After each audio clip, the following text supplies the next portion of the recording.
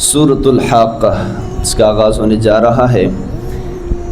اس صورت میں اللہ تبارک و تعالی نے قیامت کی ہولناکی کو اور اس کے واضح اور یقینی آمد کو بیان فرماتے ہیں کہ قیامت قائم ہو کر رہے گی، اور قیامت کے ناموں میں سے ایک نام الحاقہ بھی ہے۔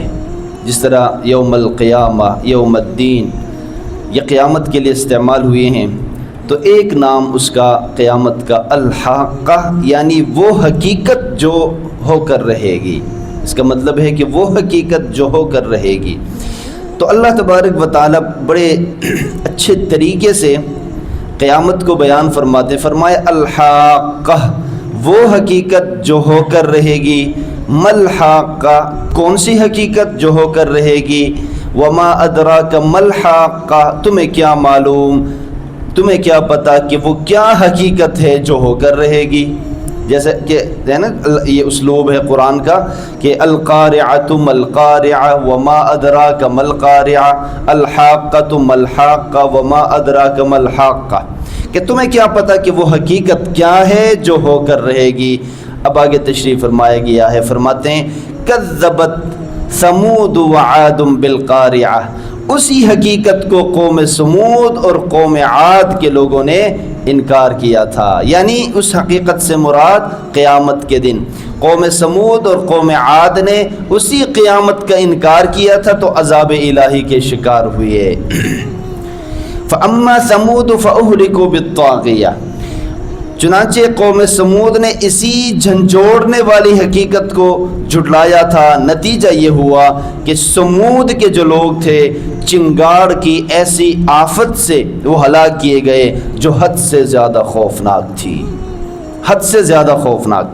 وَأَمَّا عَادٌ، باقی رہا قوم عاد، فَأُهْلِكُوا بِرِيحٍ صَرْصَرٍ عَاتِيَةٍ، تو اس کو ہم نے ایک ایسی بے قابو طوفانی ہوا سے ہلاک کر دیا۔ بے قابو طوفانی ہلاک۔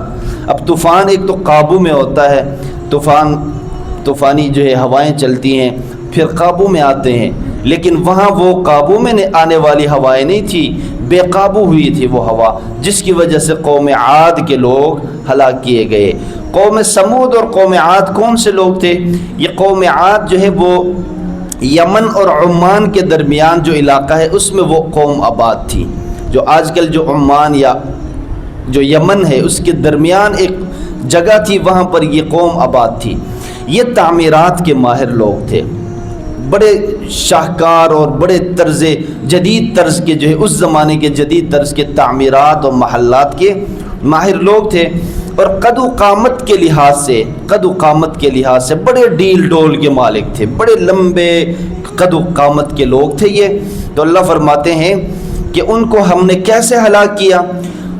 ایک چنگاڑ کے ذریعے، یعنی سخت آفت کے ذریعے ہم نے ان کو ہلاک کر دیا، بے قابو طوفانی ہوا کے ذریعے ان کو ہلاک کر دیا۔ اور قوم سمود کے لوگ یہ مدائن صالح کے درمیان جو ہے یہ لوگ آباد تھے، اور ان کے پاس اللہ تبارک و تعالی نے حضرت صالح علیہ السلام کو بھیجا تھا۔ قوم عاد کے پاس اللہ نے حضرت ہود علیہ السلام کو بھیجا تھا، اور قوم سمود کے پاس اللہ نے حضرت صالح علیہ السلام کو بھیجا تھا۔ اور یہ لوگ بھی بڑے جو ہے قد و قامت کے لوگ تھے، وہ بڑے ہی اپنے آپ کو کہتے تھے کہ من اشد منا قوہ، کہ کون ہے ہم سے زیادہ طاقت والے، آؤ سامنے۔ دھمکی دیتے تھے کہ ہم سے زیادہ طاقت والے کون ہیں جو آئے سامنے ہمارا سامنا کرے۔ تو یہ سورۃ صافات 15 نمبر آیت کے اندر موجود ہے کہ جو اپنے آپ کو اپنی طاقت پر گمنڈ کرتے تھے، اپنے مال و دولت پر فخر کرتے تھے، لیکن اللہ نے ان کو، وجہ کیا تھی؟ وہ شرک اور بت پرستی میں مبتلا ہوئی، اور اللہ کی نافرمانی میں مبتلا ہوئی، اور قیامت اور قبر اور حشر نشر کا انکار کرنے لگے، تو اس وجہ سے اللہ کو یہ چیزیں پسند نہیں آئیں اور اللہ نے انہیں ہلاک فرمایا۔ اور قوم عاد کو کیسے اللہ نے ہلاک فرمایا؟ سخرها علیہم 7 لیال و8 ایام حسوما فتر القوم فیہا سرعا، ان کے اوپر اللہ نے فرمایا کہ 7 دن اور 7 راتیں، یعنی 8 دن تک لگاتار جو ہے ان کے اوپر اللہ فرماتے ہیں کہ ہم نے ہوا کو مسلط کر دیا، طوفانی وہ جو ہوا تھی، بے قابو ہوا، اس کو 8 دن تک ان کے اوپر 7 راتیں اور 8واں دن ان کے اوپر مسلط کیا اور یہ مسلسل ان کے اوپر یہ ہوا چلتی رہی. دیکھیں میرے بھائیو، تھوڑی دیر کے لیے اگر طوفانی ہوا نکلتی ہے اور طوفان آ جاتا ہے تو ہم گھبرا جاتے ہیں کہ پتہ نہیں کیا ہوگا، مکانات کو نقصان تو نہیں ہوگا، انسانی جانوں کو نقصان نہیں ہوگا. وہاں پر تو 7 راتیں اور 8واں دن 7 راتیں مسلسل یہ بے قابو ہوا تھی کہ جس نے انہیں پٹخ کے زمین پہ مار دی اس قوم کو. اللہ نے فرمایا کہ فَتَرَ الْقَوْمَ فِيهَا سَرْعَا، چنانچہ اگر تم وہاں ہوتے اے میرے پاک پیغمبر صلی اللہ علیہ وسلم، وہ دیکھتے کہ کأنہم اعجاز نخل خاویہ، وہ کھوکھلے ہوئے تنوں کی طرح کھجور کے وہ زمین میں پڑے ہوئے تھے. کھجوروں کے تنوں کے ساتھ اللہ نے اس لیے تشبیہ دی، مثال دی، کیونکہ وہ لوگ بھی بڑے قد و قامت کے لوگ تھے نا. جیسے کھجور کا درخت ہے، دیکھیں کتنے لمبے درخت ہوتے ہیں اور سیدھے درخت ہوتے ہیں، تو وہ لوگ بھی اسی طرح قد و قامت کے مالک تھے. تو اللہ نے فرمایا کہ کھجوروں کے کھوکھلے تنوں کی طرح وہ زمین میں پڑے ہوئے تھے. ایسے اللہ نے ان کو زمین کے اوپر جو ہے وہ پٹخ کے رکھ دیا. نتیجہ کیا ہوا کہ وہ قوم ہلاک ہو گئی. وجہ کیا بنی؟ اللہ کی نافرمانی، شرک، بت پرستی، قیامت کو جھٹلانا، پیغمبروں کو جھٹلانا، پیغمبروں کے پیچھے باتیں، طنز، مذاق اور استہزاء، اور یہ ساری چیزیں شامل تھی جو اللہ تبارک و تعالیٰ کو پسند ہے. فَهَلْ تَرَى لَهُم مِّن بَاقِيَةٍ، اللہ فرماتے ہیں کہ اب کیا ان میں سے کوئی بچا ہوا نظر آتا ہے؟ اب ان کے کھنڈرات ہی نظر آتے ہیں، ان کے نشانات ہی نظر آتے ہیں، وہ لوگ اب نظر نہیں آتے. تو اللہ فرماتے ہیں کہ جو ہمارے باغی بن جائے نا، جو دین کا باغی بن جائے، ہم اس کو ایسے صفحہ ہستی سے مٹاتے ہیں کہ ان کا نام و نشان تک باقی نہیں رہتا، اس کا نام لینے والا کوئی باقی نہیں رہتا. اور جو لوگ اللہ کے دیے ہوئے ان نعمتوں کی قدر کرتے ہیں اور اللہ تبارک و تعالیٰ کے بتائے ہوئے طریقے پہ چلتے ہیں، ان کا نام و نشان بھی باقی رہتا ہے اور ان کا ذکر بھی باقی رہتا ہے. فَهَلْ تَرَى لَهُم مِّن بَاقِيَةٍ، اب کون ہے ان میں سے بچا ہوا باقی؟